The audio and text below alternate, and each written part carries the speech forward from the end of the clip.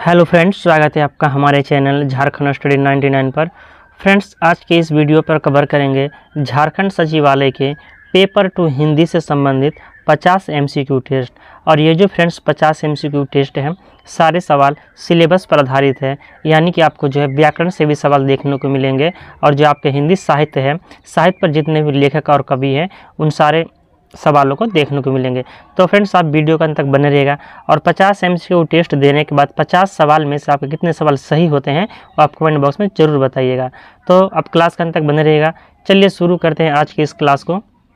पहला सवाल है, अष्टाध्यायी शब्द में कौन सा समास है। फ्रेंड्स, प्रत्येक सवाल के लिए आपको 3 से 4 सेकंड का समय दिया जाएगा ताकि आप आंसर को लगा सकें और आप सही आंसर पता कर सकें। तो यहाँ पर कहा गया है कि अष्टाध्यायी शब्द में कौन सा समास है, तो द्विगु समास है। अष्टाध्यायी पर जो है द्विगु समास है। नेक्स्ट सवाल है, पंचवटी शब्द में कौन सा समास होगा। द्विगु समास, द्वंद्व समास, कर्मधारय समास या बहुब्रीहि समास। तो पंचवटी पर फ्रेंड्स पंचवटी का समास विग्रह होगा 5 वटों का समूह, इसलिए यहाँ पर 5 वर्ड आता है, यानी 5 आपके संख्या आ गया। तो जो संख्या वाय वह जो होता है द्विगु समास होता है। तो यानी option number A right answer हो जाएगा, द्विगु समास। पंचवटी जो है द्विगु समास का उदाहरण है। ईद का चांद होना मुहावरे का अर्थ क्या है। दिखाई न देना, दूर जाना, बहुत दिनों के बाद दिखाई देना या खो जाना। तो फ्रेंड्स, इसका आंसर हो जाएगा ऑप्शन नंबर सी, बहुत दिनों के बाद दिखाई देना। ईद का चांद होना मुहावरे का सही अर्थ है बहुत दिनों बाद दिखाई देना। कान का कच्चा होना मुहावरे का अर्थ क्या है। कान का कच्चा होना मुहावरे का अर्थ है सुनी सुनाई बातों पर विश्वास करना, उसे कहते हैं कान का कच्चा होना। नेक्स्ट सवाल है, संज्ञा से विशेषण के लिए इनमें से कौन सा शब्द जो है सही है। भय से भयानक, भय से भयातुर, भय से भयालु या भय और भयानक। इनमें से जो है कौन संज्ञा से विशेषण बना है। तो option number D right answer हो जाएगा, भय से भयानक। ये जो है आपके संज्ञा से विशेषण बना है। भय क्या है, संज्ञा है, और भयानक विशेषण है। नेक्स्ट सवाल है, सुंदर की भाववाचक संज्ञा क्या है। सुंदरता, सौंदर्य, केवल ए या ए भी दोनों। तो फ्रेंड्स, सुंदर का जो भाववाचक संज्ञा है वह सुंदरता भी है और सौंदर्य भी है, यानी आपके ए और B option number D right answer हो जाएंगे, ए और बी दोनों। सुंदर की भाववाचक संज्ञा है सुंदरता और सौंदर्य। नेक्स्ट सवाल है, शीला अपने कपड़े स्वयं धोती है। रेखांकित शब्द निम्नलिखित रेखांकित शब्द सर्वनाम शब्द का उचित भेद क्या है। इसमें सर्वनाम का कौन सा भेद है, तो निश्चय वाचक सर्वनाम ऑप्शन नंबर सी जो दिया हुआ है। ऑप्शन बी पर दिया हुआ निज वाचक सर्वनाम, ऑप्शन नंबर ए पर दिया हुआ है पुरुषवाचक सर्वनाम या इनमें से कोई नहीं।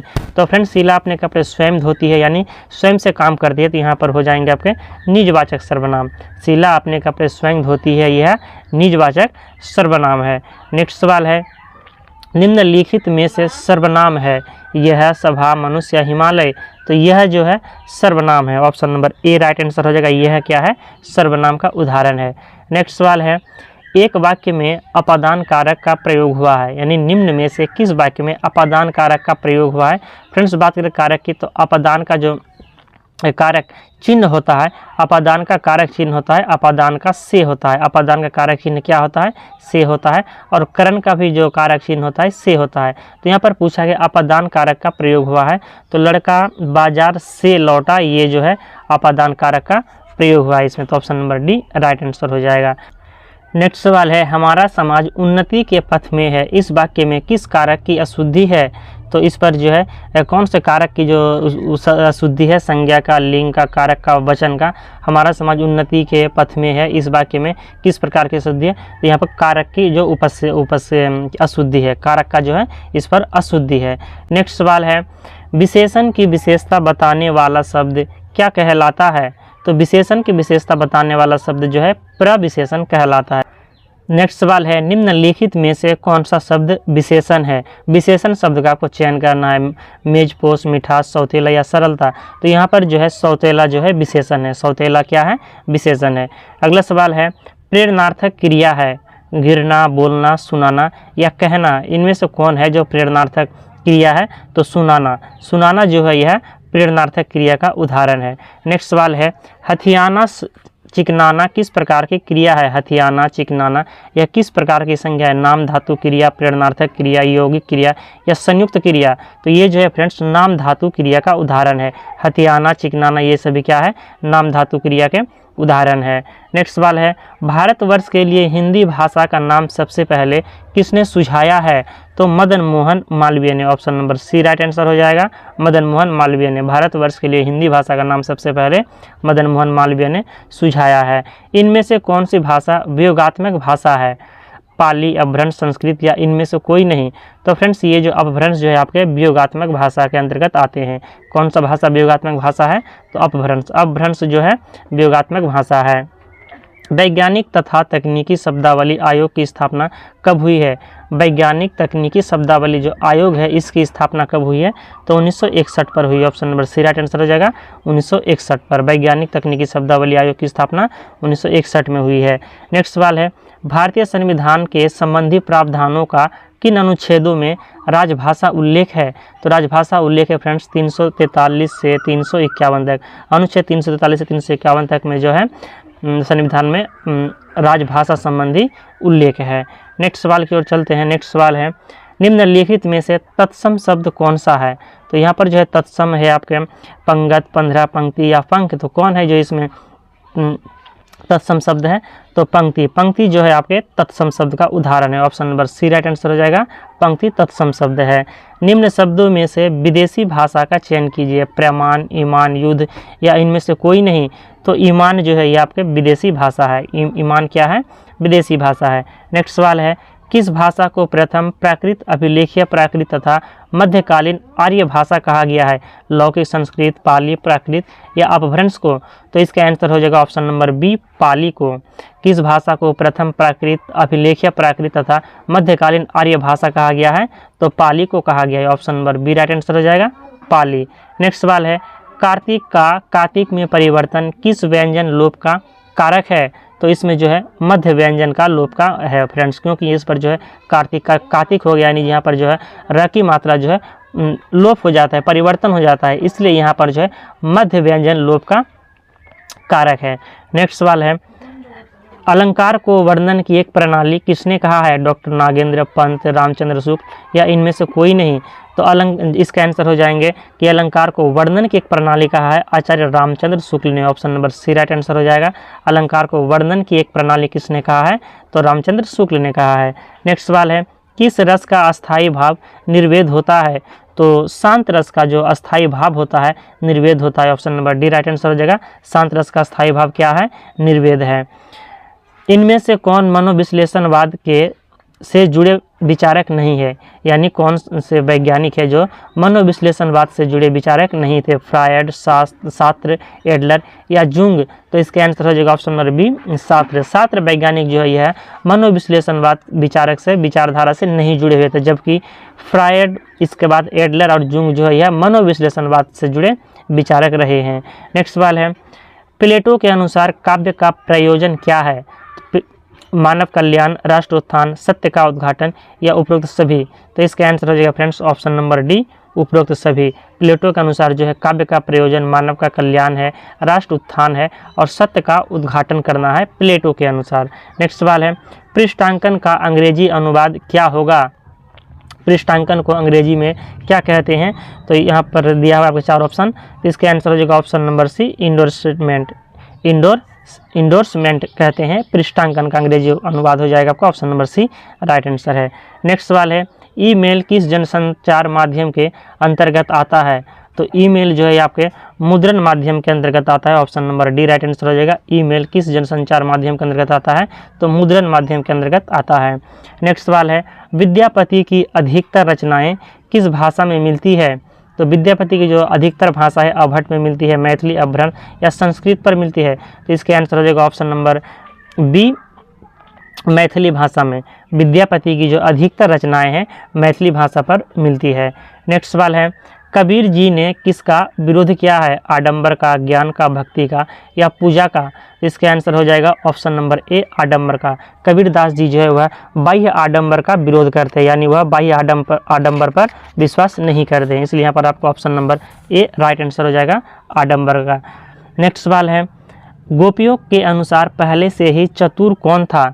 तो Shri Krishna. Option number C right answer हो जाएगा, गोपियों के अनुसार पहले से ही चतुर कौन था? श्री कृष्ण। नेक्स्ट सवाल की ओर चलते हैं, नेक्स्ट सवाल है, निम्नलिखित में कौन सी रचना सूरदास की नहीं है? साहित्य लहरी, सूरसागर, साहित्य अमृत या सूरसारावली। यहाँ पर फ्रेंड्स सूर होता तो यहाँ पर हो जाएंगे आपके सूरसारावली। तो कौन सी रचना है जो सूरदास की नहीं है? तो यहाँ पर हो जाएंगे आपका ऑप्शन नंबर सी, साहित्य अमृत। साहित्य अमृत जो है यह सूरदास की कृति नहीं है, जबकि साहित्य लहरी, सूरसागर और सूरसारावली के जो लेखक हैं तो वो आपके सूरदास हैं। फ्रेंड्स, आपको 3 से 4 सेकंड का समय मिल रहा है और आपको जो है आंसर आपको भी टिक लगाना है और कॉपी कलम पर आपको नोट करना है कि आपके 50 सवाल में से जो है कितने सवाल सही होते हैं और आपको कमेंट बॉक्स में बताना है। फ्रेंड्स, अगर आपको वीडियो पसंद आए तो लाइक शेयर जरूर कीजिएगा और चैनल पर हैं तो सब्सक्राइब कीजिएगा। नेक्स्ट सवाल की ओर चलते हैं। नेक्स्ट सवाल है, तुलसीदास कहाँ के अस्थायी निवासी थे? तुलसीदास जी जो है वह कहाँ के अस्थायी निवासी थे? काशी के, अमृतसर के, वृंदावन के या अयोध्या के? तो इसका आंसर हो जाएगा ऑप्शन नंबर 1, काशी के। तुलसीदास जी जो है वह काशी के अस्थायी निवासी थे। नेक्स्ट सवाल है, भयंकर गर्मी के कारण परस्पर विरोधी जानवरों ने जंगल को कैसे बना दिया? दुर्गम, तपोवन, जंग का मैदान या इनमें से कोई नहीं। फ्रेंड्स, ये सवाल जो है आपके खाली स्थान से संबंधित सवाल है और आपको खाली स्थान पर जो है शुद्ध शब्द का यानी सही शब्द का चयन करना है। तो यहाँ पर जो है कि भयंकर गर्मी के कारण परस्पर विरोधी जानवरों ने जंगल को डैश बना लिया है, यानी तपोवन। ऑप्शन नंबर बी इसका राइट आंसर हो जाता कि तपोवन बना दिया है। नेक्स्ट सवाल की ओर चलते हैं। कवित्त के कवि कौन है? सूरदास, कालिदास, भूषण या कबीर? तो कवित्त के कवि हैं भूषण। कवि भूषण जो है कवित्त के रचनाकार है। अगला सवाल है, इनमें से कौन सी कृतियाँ विद्यापति की नहीं है? कवितावली, गंगा, गोरक्ष विजय या शैव सर्वस्वार? तो यहाँ पर जो है friends option number 1 Kavitavali. Kavitavali के जो लेखक हैं विद्यापति नहीं है, जबकि गंगा, गोरक्ष विजय और शैव सर्वस्वार इनके लेखक विद्यापति हैं। नेक्स्ट सवाल है, कबीर मृत्यु के लिए काशी छोड़कर कहाँ चले गए? कबीर जो है मृत्यु के लिए काशी को छोड़कर कहाँ चले गए हैं? तो मगहर पर चले गए हैं कबीरदास जी, और मगहर पर ही जो है कबीरदास की मृत्यु हो जाते हैं। तो आपको याद रखना है कबीर की मृत्यु मगहर पर हुई है। तो कबीर मृत्यु के लिए काशी छोड़कर काशी से कहाँ चले जाते हैं? तो मगहर चले जाते हैं। नेक्स्ट सवाल है, भ्रमर गीत किस रचना का अंश है?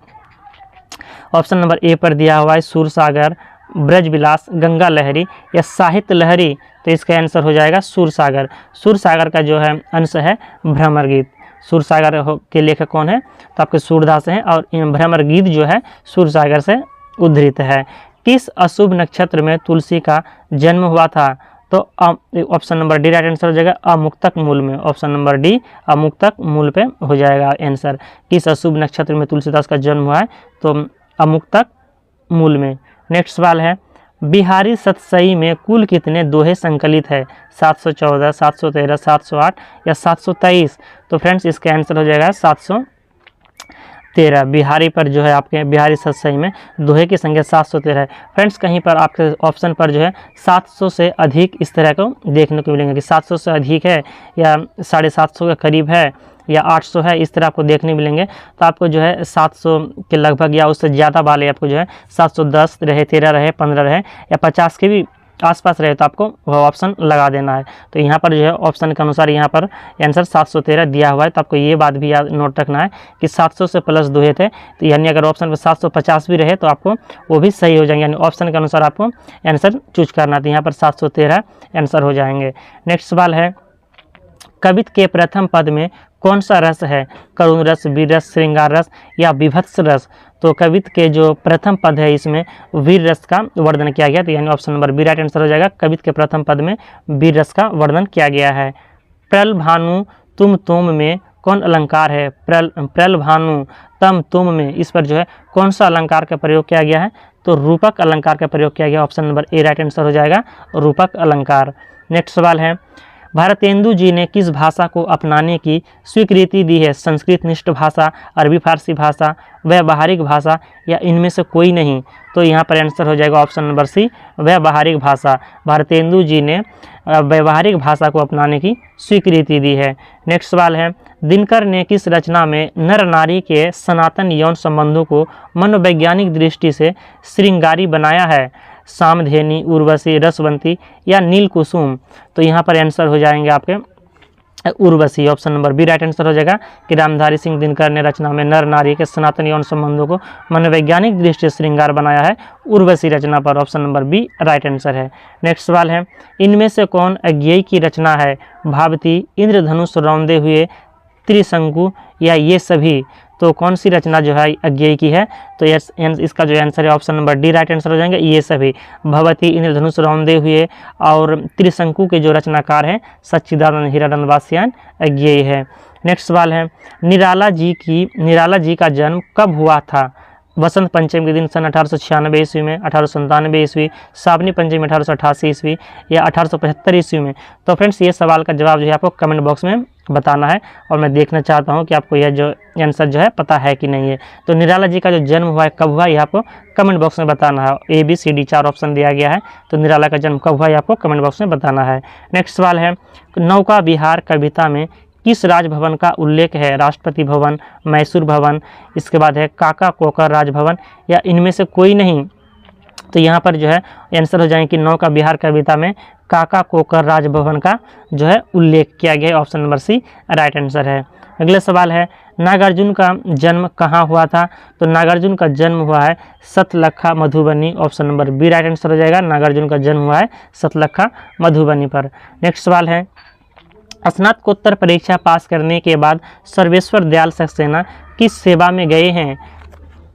स्नातकोत्तर की जब परीक्षा पास करने के बाद जो है सर्वेश्वर दयाल सक्सेना किस सेवा में गए हैं? भोपाल तथा इंदौर की आकाशवाणी में सहायक प्रोड्यूसर पद पर, किरानीगिरी में या आकाशवाणी दिल्ली में या इन सभी में गए हैं बारी बारी से? तो फ्रेंड्स इसका आंसर जो है option number D right answer हो जाएगा कि इन सभी पर जो है स्नातकोत्तर परीक्षा पास करने के बाद सर्वेश्वर दयाल सक्सेना ये सारे क्षेत्रों पर जो है वह काम करने के लिए गए हैं, सेवा दिए हैं। तो यानी ऑप्शन नंबर डी इन सभी में बारी बारी से आंसर हो जाएगा। नेक्स्ट सवाल है, अतीत के चलचित्र की लेखिका का नाम बताएं? महादेवी वर्मा, सुमन रागे कल्याणी या सुभद्रा कुमारी चौहान? तो फ्रेंड्स यह सवाल इजी था, जो आपको मालूम ही होगा कि अतीत के चलचित्र की जो लेखिका है तो वह महादेवी वर्मा है, option number A right answer हो जाएगा। अतीत के चलचित्र के जो रचनाकार है, जो लेखिका है वह महादेवी वर्मा है। तो फ्रेंड्स यहाँ पर हमारा 50 जो है MCQ टेस्ट कंप्लीट होता है और 50 सवाल में से फ्रेंड्स आपको तो एक सवाल का जवाब जो है कमेंट बॉक्स में बताना है और 50 सवाल में से आपके कितने सवाल जो है सही हुए हैं ये आपको कमेंट जरूर कीजिएगा। अगर आपको आज का वीडियो पसंद आए तो एक लाइक जरूर कीजिएगा और चैनल में तो सब्सक्राइब कीजिएगा और वीडियो को शेयर भी कीजिएगा। मिलते हैं नेक्स्ट वीडियो में, इसके जो पार्ट 2 बचे हुए हैं उसे लेकर बहुत जल्द। जय हिंद।